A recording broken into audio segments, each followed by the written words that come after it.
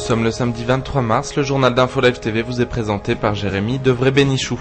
Ouvrons ce journal avec l'Iran. La version finale du projet de la nouvelle résolution de l'ONU intensifiant les sanctions contre l'Iran a été présentée jeudi par les 5 membres permanents du Conseil de sécurité plus l'Allemagne. Le texte devrait être soumis au vote du Conseil dans les 2 jours.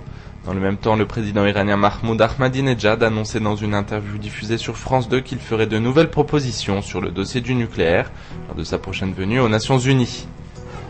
Des progrès importants réalisés dans le cas Shalit. De hauts responsables palestiniens engagés dans les négociations pour la libération du soldat israélien retenu à Gaza affirment ce matin que les parties étaient proches d'un accord, alors que le président palestinien Mahmoud Abbas doit se rendre à Gaza ce week-end pour en finaliser les termes. Ces sources rejettent par ailleurs la lenteur du processus sur Ehud Olmert.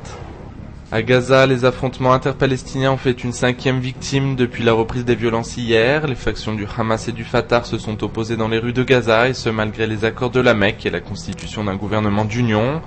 C'est l'assassinat mercredi soir d'un membre des brigades des martyrs d'Al-Aqsa proche du Fatah qui a mis le feu aux poudres.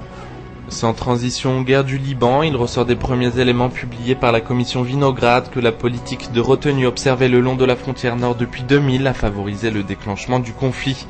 Entendu par la commission, Shimon Peres a déclaré quant à lui qu'il aurait évité d'entrer en guerre.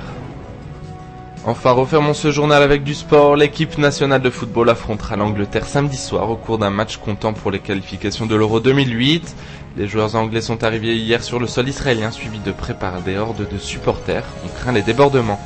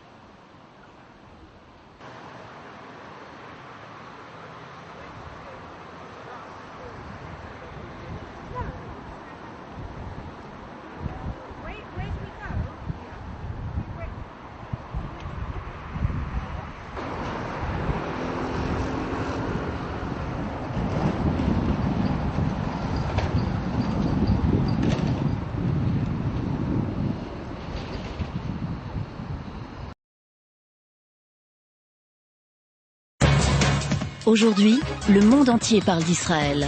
Mais qui parle d'Israël au monde entier, en temps réel, en 4 langues et en direct de Jérusalem? InfoLive.tv, la première chaîne de télévision internationale israélienne.